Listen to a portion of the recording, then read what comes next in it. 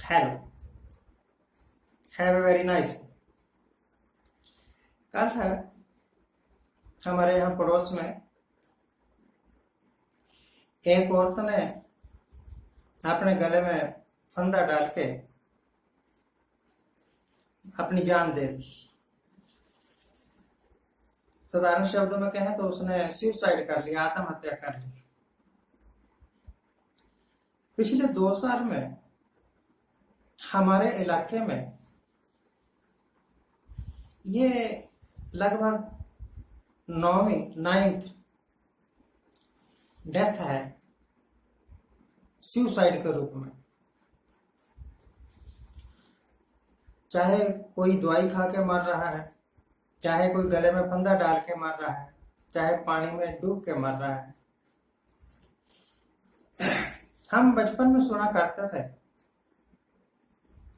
कि इंसानी जीवन जो है ना वो अनमोल है, इसकी कोई कीमत नहीं।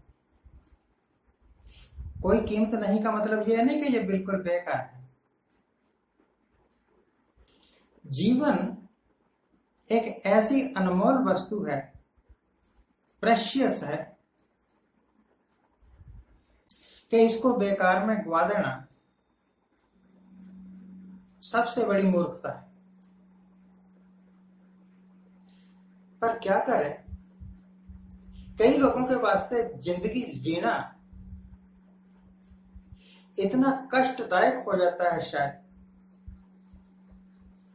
तो वो जीने की बदौलत मरना बेहतर समझते हैं। गले में फंदा डाल के अपने ये जीवन लीला समाप्त कर देते हैं। आप क्या सोचते हैं कि इस तरह जान गवा देने वाले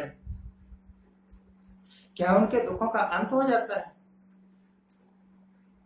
कतई नहीं, दुख तो बल्कि और बढ़ जाते हैं, दुख तो बल्कि और बढ़ जाते हैं। बस ऐसे ही समझ लो कि जैसे कोई आदमी हो बहुत गरीब और कल्पना करे कि मैं इस देश का बादशाह बन जाऊं और वो उस देश का बादशाह बन जाए।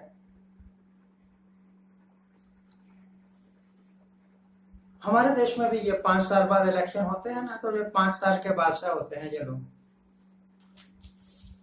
हमारे देश में भी इस वक्त जो प्रधानमंत्री साहब है ना, वो कहा करते थे कि उन्होंने लगातार 30 वर्ष तक भीख मांगी। He was a beggar for 30 years। उनकी वचन है, उनके मुखार बंद से निकले हुए। तो एक भिखारी या एक चाय बेचने वाला या एक कूड़ा उठाने वाला, उसने विश किया कि वो बादशाह बन जाए और वो बादशाह बन गया। और शर्त ये रखी गई परमात्मा की तरफ से कि तू 5 साल तक ही रहेगा बादशाह, उसके बाद फिर तुम्हें एक विश मांगनी पड़ेगी। तो 5 साल बाद फिर वो कहता है कि नहीं, अगले 5 साल के वास्ते मैं फिर बन जाऊं। और वो 5 साल बीतने के बाद वो फिर कहता है कि नहीं, 5 साल में और बन जाऊं। पहली बार जब वो 5 साल के लिए बना था तो उसने लोगों के साथ कुछ वायदे किए थे, कुछ उसकी अपनी क्या बोलते हैं भावनाएं थी कि मैं ये करूंगा, ये करूंगा, ये करूंगा। सबसे पहले तो आदमी अपने सुख के वास्ते ट्राई करता है ना, पर ज्यों ज्यों वक्त बीतता जाता है त्यों त्यों आदमी की अभिलाषा, एम्बिशंस बढ़ती जाती है। एम्बिशंस ऐसे समझो कि किसी आदमी की कभी भी एम्बिशंस पूरी नहीं हो सकती, इच्छाएं पूरी नहीं हो सकती। एक पूरी करता है 2 और पैदा हो जाती हैं, 2 पूरी करता है तो 4 और पैदा हो जाते हैं। यह सिलसिला एंडलेस है, यह सिलसिला एंडलेस है। पर फिर भी लोग जीते हैं, खुशी से जीते हैं, कष्ट भोगते हुए भी जीते हैं और अपना जीवन यात्रा पूरी करते हैं। और वो लोग जो कष्टों से डर के या किसी बीमारी से डर के या किसी भय से कारण अपना ये जीवन त्याग देते हैं, सुसाइड कर लिया। कोई आदमी कर्जा हो गया, ज्यादा वापस नहीं कर सका तो सुसाइड कर लिया, तो उसकी समस्या थोड़ी खत्म होगी। कर्जा लेने, जिन्होंने कर्जा दिया हुआ है, जो लेने वाले हैं, वो उससे नहीं तो उसके बेटों से, उसकी पत्नी से, उसकी जायदाद से अपना कर्जा वसूल करेंगे। सरकार का भी यही नियम, अगर कुछ लिया है तो वापस करो। तो वो सुसाइड कल वाला जिस औरत ने किया, उसके छोटे छोटे बच्चे हैं, छोटे भी क्या, एक 10वीं में पढ़ता है, एक 12वीं में पढ़ता है, पिता नौकरी करता है, शायद फौज में कैप्टन या कुछ ऐसा है। घर में सब सुख है, घर में हर एक चीज है, एसी लगे हुए हैं, शानदार कोठी, पर उस शानदार कोठी का क्या करें, उस एसी का क्या करें, उन सारी सुख सुविधाओं का क्या करें, जिनमें रहते हुए भी आदमी सेटिस्फाइड नहीं है और सोचता है कि इससे अच्छा तो मौत भली, मौत का गले लगा लो। ये पिछले 2 साल में हमारे इलाके में 8वीं 9वीं डेथ हो गई है अननेचुरल, जिसको सुसाइड की कैटेगरी में रखेंगे। तो मैं सोचता हूं कि पूरे हिंदुस्तान में, जिसकी आबादी ही 150 करोड़ के आसपास है, कितने ही लोग आत्महत्या कर लेते होंगे, सुसाइड कर लेते होंगे।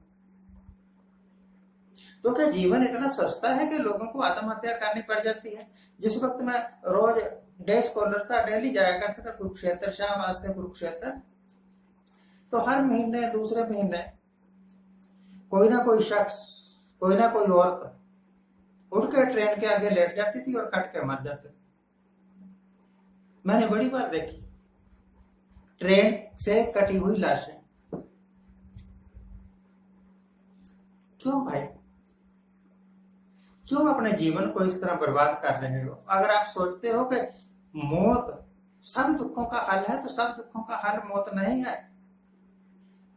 उसके बाद और कष्ट भोगने पड़ेंगे, आपको तो भोगने ही पड़ेंगे, जो आपके पीछे आपके साथ रिलेटेड लोग हैं उनको भी भोगने पड़ेंगे। ये तो एक पर्सनल लेवल पर बात थी, को नेशनल लेवल पर आता हूं मैं।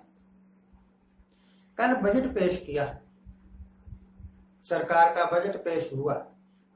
उस बजट में जो कुछ मुझे दिखा वो ये कि अपनी गद्दी बचाने के वास्ते, ताकि मेरी सत्ता बनी रहे, 2 पार्टनर्स को खुश कर दो, 2 स्टेट्स को खुश कर दो, जो सुबह मांगते हैं वो दे दो, उससे ज्यादा ही दे दो, ताकि वो भौंकना शुरू कर दें, कहीं वो हमारे अगेंस्ट ना हो जाए, कहीं वो हमारे विरोधियों के साथ जाके मिल ना जाए,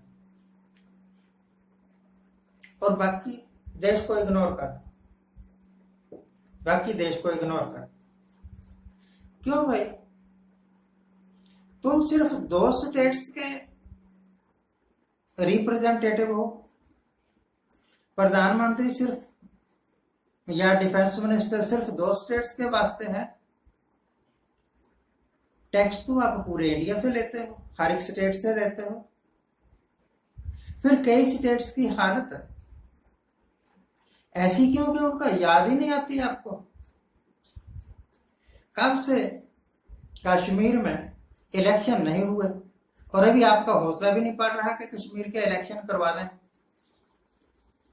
मुझे लगता है कि इन लोगों के पास, बीजेपी वालों के पास इमेंस कैपेसिटी है, वो चीजों को उलझा सकते हैं। शायद चीजों को उलझा के आप राज करना, यही इनकी नीति होगी।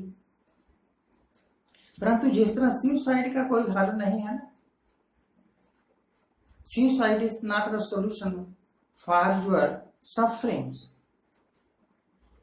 उसी तरीके से चीजों को इग्नोर करना या चीजों को उलझा देना या चीजों को टरका देना, यह कोई हल नहीं। आज नहीं तो कल, कल नहीं तो परसों नरसों, you will have to face, आपको सब कुछ भुगतना पड़ेगा।